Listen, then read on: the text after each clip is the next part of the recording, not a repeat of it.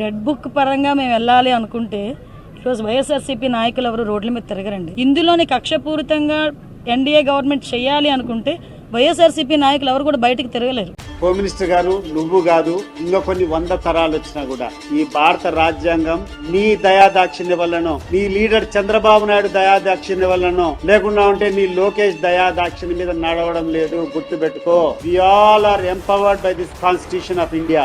మాకున్నటువంటి హక్కులను నువ్వు కాలరాస్తానంటే చేతులు కట్టేసుకుని కూర్చుంటామని అనుకోవద్దు.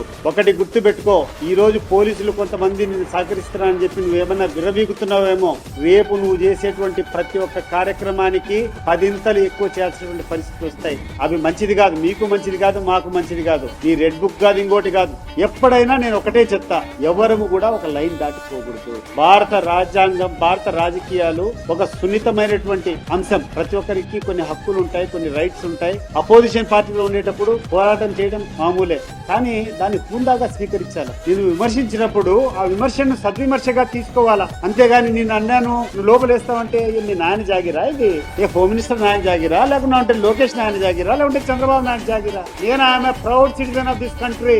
I'm the citizen of India. I have my own constitutional rights. This constitution will protect me. ఈ రాజ్యాంగం ఉండేది, ఇక్కడ గవర్నమెంట్ అధికారులు ఉండేది, ఇక్కడ పోలీసులు ఉండేది సామాన్యమైనటువంటి పౌరులను రక్షించడానికి. అంతే తప్పితే అధికారంలో ఉండే వాళ్లకు, వాళ్ళ యొక్క అడుగుజాడలకు, వాళ్ళు చెప్పేటువంటి తప్పులు చేయడానికి కాదు అని చెప్పి నేను గుర్తు చేస్తున్నాను.